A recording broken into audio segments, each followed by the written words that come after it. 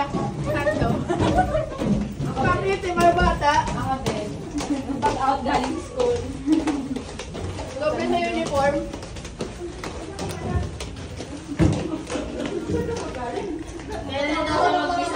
Nilala daw siya mag-gis.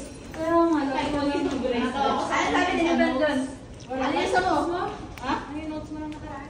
Quietly, Quietly choosing myself.